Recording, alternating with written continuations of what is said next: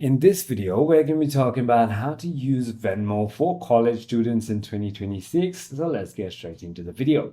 So the first thing you want to do is download your Venmo account or application. Once you simply go ahead and download your Venmo from your App Store or Play Store, then you want to simply go ahead and create an account. In order to do that, you can simply go ahead and enter your phone number, or you could also use an email. Click on continue, and it will ask you for a password that you want to create. Simply go ahead and enter that, and then you can simply go ahead and proceed by giving them your details like your first name, your last name, your date of birth, your SSN.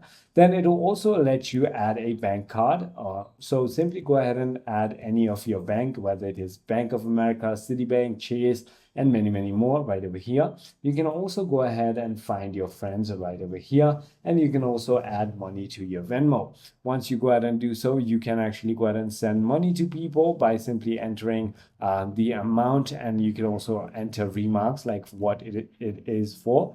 You can also split expenses between you and your friends if you are on a side quest or you're going outside or group projects, whatever it be.